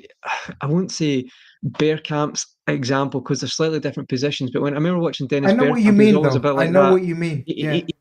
He sees he's already 2 steps ahead, whereas other players would see that and just try and whip a shot because the game's getting later. Where how many chances we're going to get? He's quite confident in his ability. He sees everything, or he sees stuff that we can't see. So I think he's been outstanding. And on the shouts for like the Player of the Year, it's quite unlucky because he's played in different positions. But if you're talking about Team of the Season, I'm not going to focus on that right now because we've got 9 games to win. But surely he's in the running for that. If you look at just his consistency throughout the year, I mean, I'd be shocked if he isn't included in that. But again, 35 million for him. It's probably been quite good in the sense, guys, and I want to get both your opinion on this. See the Enzo transfer, even Declan Rice, to be fair, there was a lot of pressure on that transfer. Declan Rice has turned up, right? But you're kind of in a lose-lose situation because if you do what Declan Rice has done, people say, well, you paid 100 million, so you should. But look at Casero, look at Enzo, look at all these high transfers. Even when it's good players or players who can hit that ceiling, it puts so much pressure on them. I think for MacAllister, it's kind of worked quite well. I think he could probably cope with that anyway, but I loved how it wasn't a big thing in the summer. It was just like, oh, looks like a good signing. Sure, he can do a job, but he's just excelled. And for me, I still think he can get even better. Like this guy, I think could be a Premier League legend. I think he's outstanding. Leighton reminds us he played the World Cup final like he was having a kickabout with his mates. It's so true looking back. He was Crazy. so cool. He was so composed, and we needed that because we took the lead, Evan, and we were fine. But it's mad how this game, I looked at it, like you take away the first 5 minutes and the last 5 minutes. If you just saw highlights of the first 5 minutes and the last 5 minutes, you'd think, whoa, Liverpool don't look very good here at all. This is nervous. This is like back to the days of when we panic and sort of think, oh shit, we're going to concede every attack or wildly kicking the ball away. But I thought the majority of the game, we really composed ourselves and played really well, actually. Like we said, a very tricky Brighton team, a very well coached Brighton team. But it was so refreshing and so needed to have MacAllister, because I thought some of our game management in the final 5 minutes, 10 minutes, I could not understand. Do you have any idea why we were trying to score 3, 4, 5 goals, like when we could have easily kept the ball for minutes upon end the way they were tired by that time? Why was Joe Gomez trying to be Alexis MacAllister? Why was every time our players got the ball running in all directions? I, for the life of me, couldn't work this out, Evan. I don't know if you have a theory. I actually asked myself this question in the moment, and I've been asking myself this question once every 20 minutes since the final whistle is gone. And my prevailing theory, to be honest, is I think there might have been a miscommunication with the coaching staff and our substitutes, because substitutes go on and they distribute instructions, right? I saw Gakpo distribute an instruction. I saw Elliott distribute instructions. I saw Klopp pull Kwanzaa to the sideline during a break and play to distribute an instruction. And I think there might have been a conflict of information because there's things that didn't quite make sense. Gomez is trying this weird diagonal when there's really no need. We're pressing for the third goal. Out of possession, we're sort of doing this like extremely Bradley's narrow. Bradley's trying nutmegs in the right back area in the last minute. Kelleher's playing the ball to Bradley when he doesn't want it. There was one moment that really solidified it for me, is when out of possession they were trying to play out from the back, and we had this extremely narrow sort of stationary press, but it wasn't really a press. We were kind of just standing in a line, and then they just hit one easy pass through it, and Klopp is going ballistic. So I think there must have been a miscommunication in terms of what the plan was post substitutions, because the players were sort of looking at each other quizzically, Klopp saying one thing, but then, players being told something else by his teammates. I think we had a breakdown in communication, not on the pitch, but between what was being instructed on the sideline. It's just a theory. I'm watching the game at TV. Maybe someone who actually attended the game and could hear what was being said, could hear what Klopp was trying to say to the players. But for me, it just seemed like we had two or three different game plans going on at once, and I don't think it was due to any individual. I think it was just a big breakdown in communication. I mean, MacAllister and Virgil were the only ones saying, calm the down, guys. What are you guys doing? Like, Bradley was making runs, and then Szoboszlai was charging up the pitch. Gakpo came on and continued his recent run of headless cameos. But listen, ultimately, we needed 3 points before we can... So we thought, enjoy Arsenal versus City. I don't think anyone enjoyed it. We enjoyed the result, absolutely. We finish up. Oh, sorry, that finishes up level. Where are you guys at now? I mean, Evan, I don't know if you want to share that. Actually, we can share that now. Where are we at now, guys? I know where we're at, but where are we at? Like, what's going on here now, guys? 9 games to go. I think it's fair to say this is now the final furlong. I know we always say we can't look at the table and we can't look at title race and we just got to focus. But I think when it comes to single digit games left, it's pretty serious. Conroy, where do you see us in the grand scheme of things now? 2 points clear of Arsenal and 3 points clear of Man City. All of us have played equal amount of games. Yep, and we've not got to play each other in the final hurdle of the season now. For me, that was massive today. So left to right, or on the screen, sorry, we have the Liverpool fixtures, and then that's the Man City fixtures in the middle, and that's the Arsenal fixtures at the end. Yeah, and I think it's massive in the sense of this is it now. Like, and what I mean by that is every game's a cup final, right? We knew that anyway, but it's in our own hands now. And we didn't really want to say that before today's game, but Arsenal could have won today, and that could have been, well, the onus is on them. It's a lot but technically it's in their hands.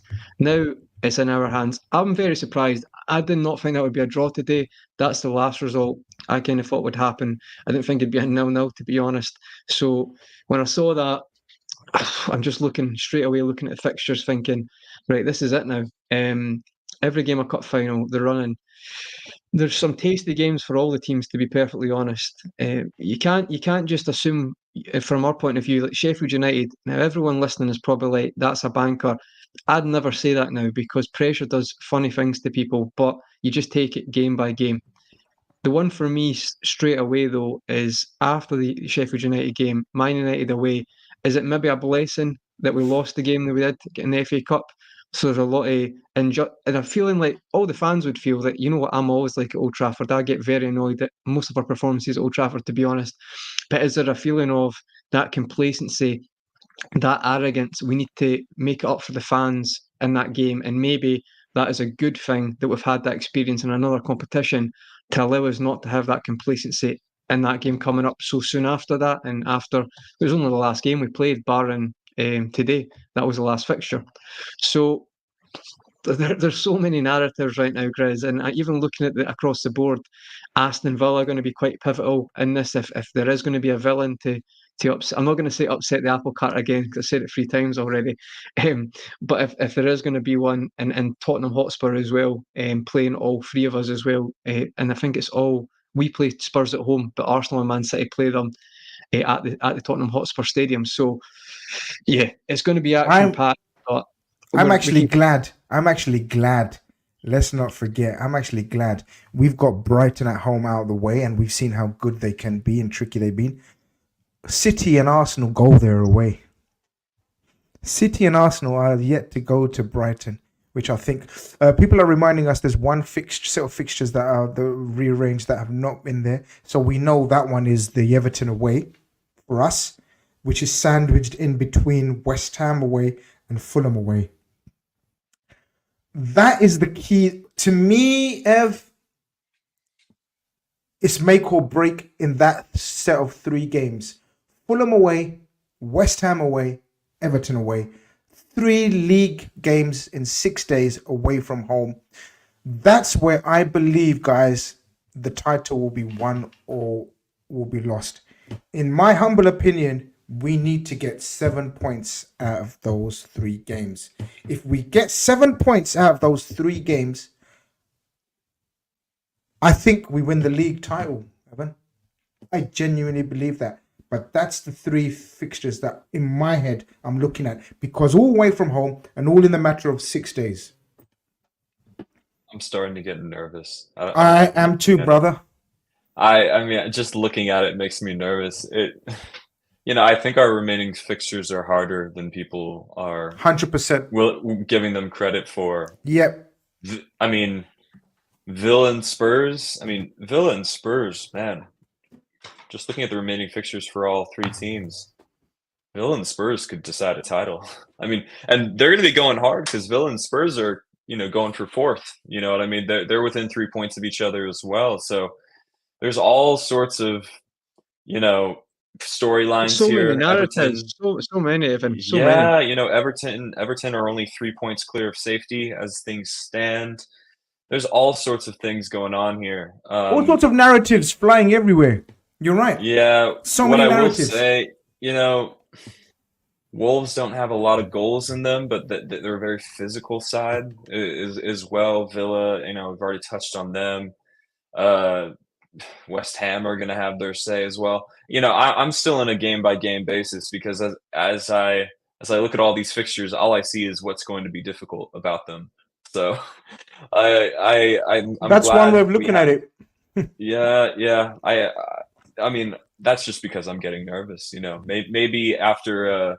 Hopefully, knock on wood, we have a big away day at Old Trafford on April 6th, and we can go into the remaining fixtures, feeling emboldened and all of those things. But man, I see banana skins everywhere for all 3 teams, to be honest, and that's why I think I will be on a game by game sort of mental state until at least post Fulham away. After that, I'll start crunching the numbers and estimating how many points will be required. But until then, okay. So, sorry, we done the call-in show yesterday, and we started to crunch up the numbers. 10 games to go. You said yesterday. I came to the conclusion that I believe we get 26 points out of the last 10.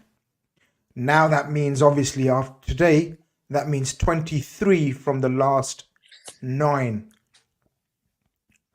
In your opinion, Conroy, is that enough to win the league?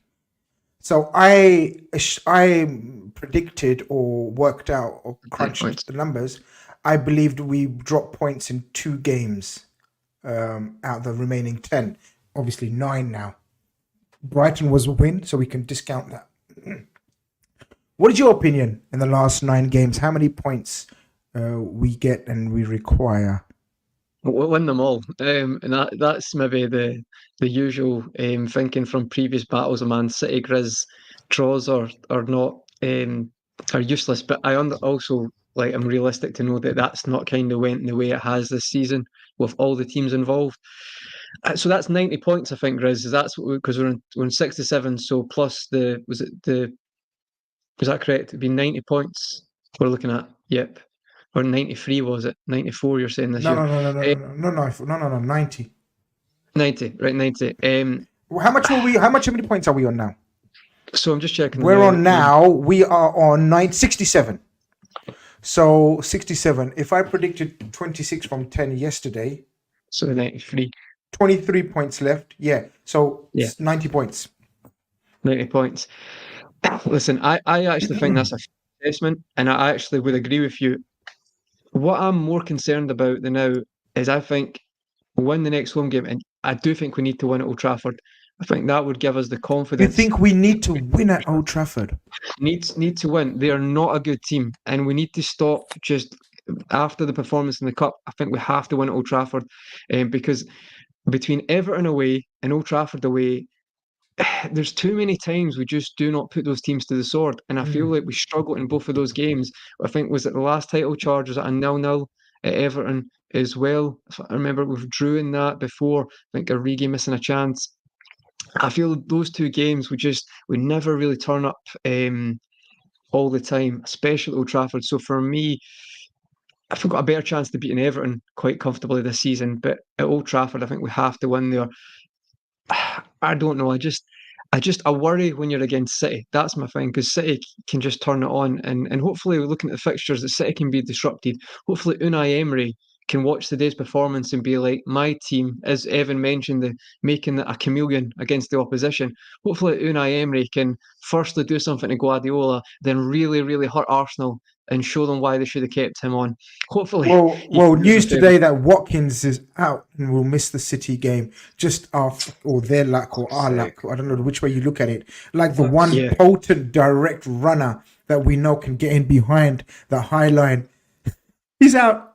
I know. No, I know. It is annoying. But to be fair to Villa, like everyone a couple of weeks ago was saying, oh, they're gonna flop now because Tottenham are on them, and they've had some good wins recently as well, Grizz. So if any manager can cause problems for those two games, I think Emery can. Without his first team striker, I think he can. But for me, I've said it all season, I think we need to win at Old Trafford. I would agree with your points assessment. I just think there's certain wins in there that are more important than others, which sounds daft, I know, but I think we could get the confidence from that win for a place that would really kick us on for the rest of the season. I think you called 90, was it maybe 2 months ago, Grizz? You said, I think this 90 points will be enough to win the league. Do you think that's changed at all now? I stand corrected. Thank you for saying that, but I actually stand corrected. I said 87 points, about 87 in 16 games to go. I said 87 points will be the figure. I then recalculated it and said no. The form that Man City and Arsenal started showing, I said no, it's going to be 89, 90 points. And I think not above 90 though. Not like other seasons. I think 90. I think 90 points. I think 90 points. I mean, someone in the chat remind me of how much City and Arsenal can get maximum now after today's results. Because what is it? So City are on 64 points with 9 to go. So that would be 27 plus 64 if they won every single game, which is 91 points, I believe. The maximum they can get.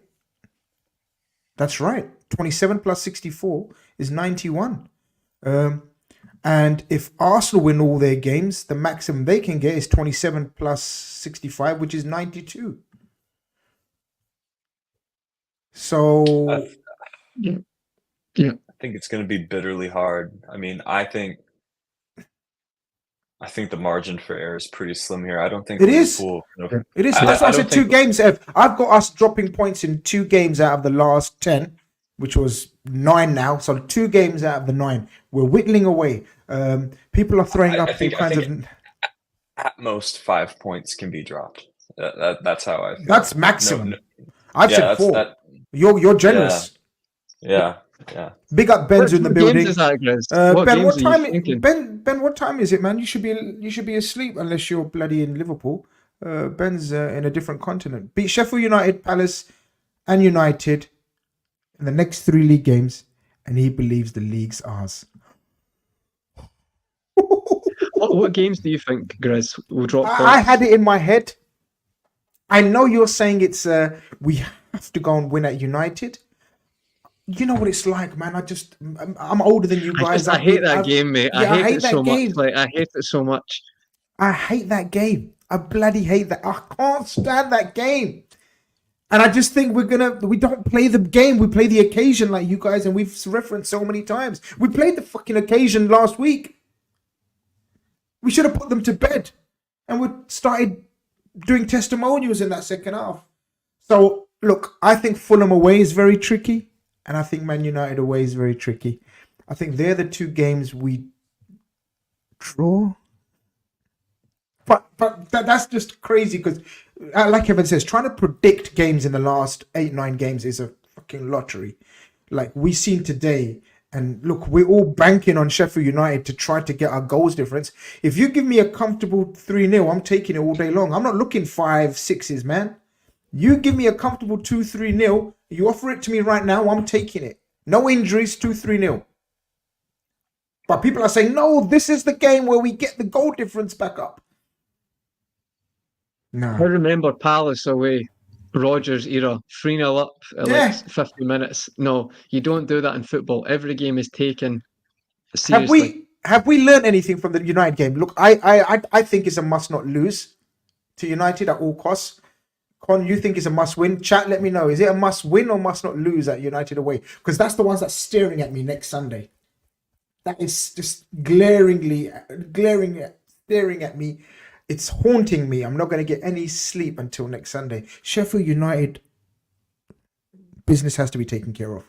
United away. Ev, is it a must win? Must not lose. Looking at the remaining fixtures.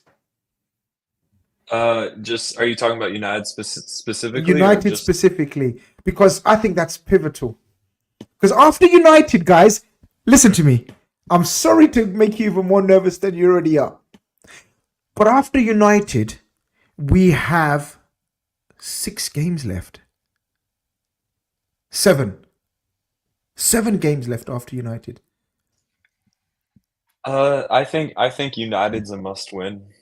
For me personally, I don't want to draw against United. I'd rather save my draw for Villa away. Villa are a better team than Manchester United. It's just a cold hard fact. For sure.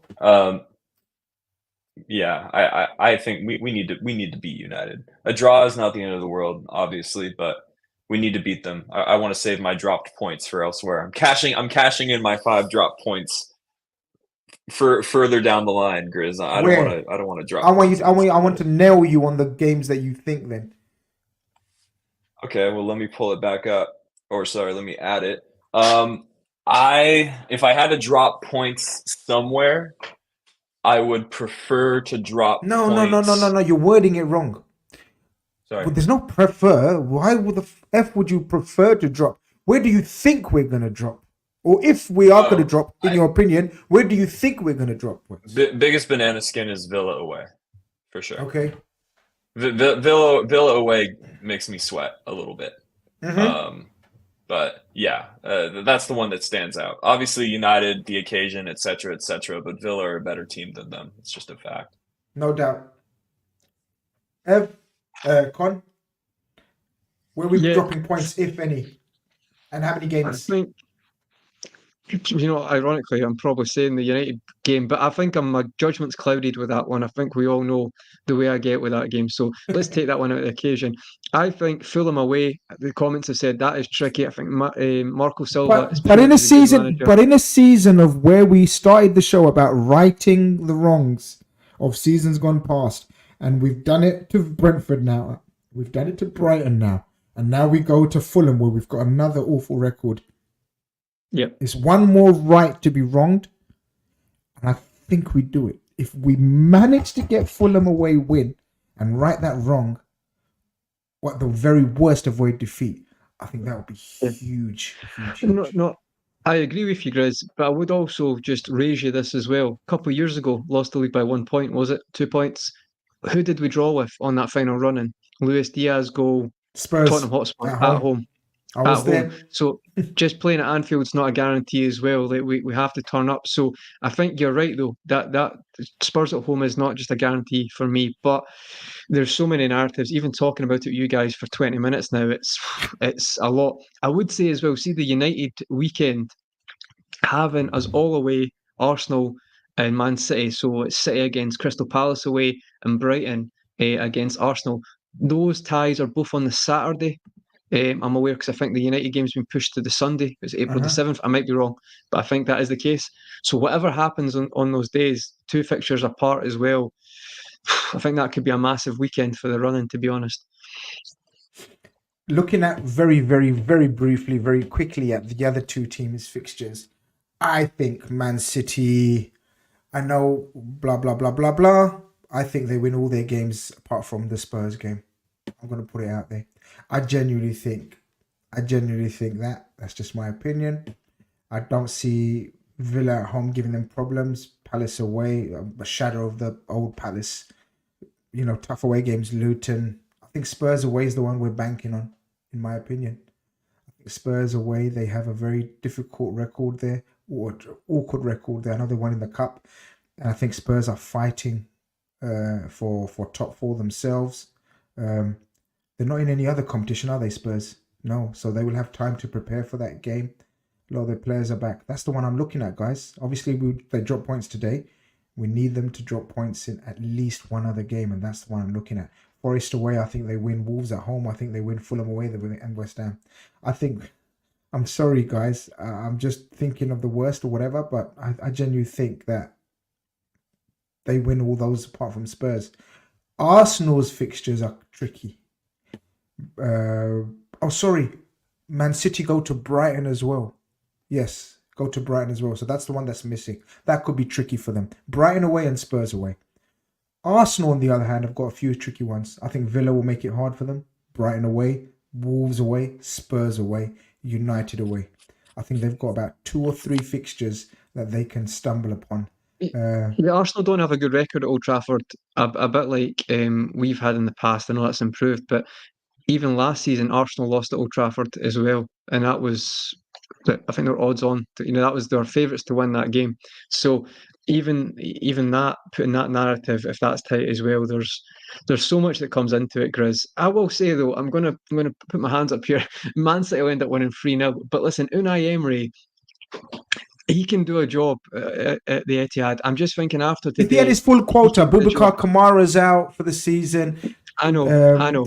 He's got injury issues, man. Watkins is now out. Yeah. The centre back's out. I can't remember his name.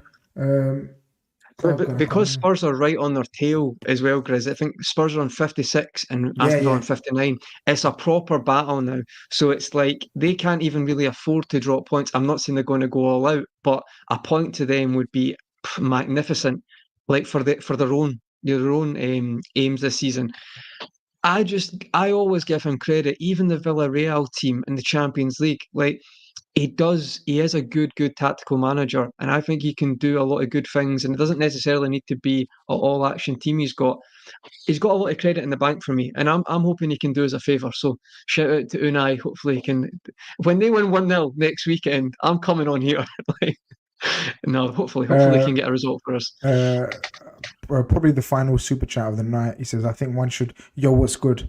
Liverpool, my bro. Liverpool. So many times last season you used to send Liverpool super chats, and we never used to be able to tell you what's good about Liverpool. But this season's a different story. I think one should take style into context. Villa are better than United by an easier game based on their game model, high line, mid press. United opposite of that. Yeah. Look, there's a title race to be won. Simply, basically, effectively, there's a title race. We are now in squeaky bum time, crunch time, cloppage time, as we should call it now. Stop with the Alex Ferguson anecdotes. It's cloppage time. We are in cloppage time now. So let's see how we get on. People, thank you very much for joining us. Still over 330 of you guys in here. Don't forget to check out our channel sponsors, yourfutcard.com. Go and check out their website. Some amazing new prints come out. I'm going to actually show some on my socials. The latest one of Virgil van Dijk, the header in the Carabao Cup. Oh, I can't wait to frame that. That's going to stay with me forever and ever. The League Cup win with Virgil van Dijk scoring. So many other great products. Go and check the website out. If you type in REDFELLAS, you get 15% off as well on top. People are saying where's Jim? I've already blocked him. I can't see his comments. Oh, hold on. I can't see. If the mods think that someone's being racist, homophobic, trolling like non-stop, abusive, personally abusive, then block them. Otherwise, banter's allowed. Omar says, I love you guys. Geezers, he says, we love you as well, Omar. You great bloke. Great chat, folks. Big up Grizz, Evan and Conroy. What a day. Klopp's 300 win today. Such a milestone. Wow. Absolutely. 300. Unbelievable. Big up Grizz, Conroy and Evan. Great shows. Cheers, chat. Yeah, look, the chat's been amazing. Educating us along the way. You guys are fantastic. This has been REDFELLAS Sunday night. I'm just going to leave on this note, guys. There's a title race to be won. Yeah, and we're right in the mix. Let's go, people. Take care.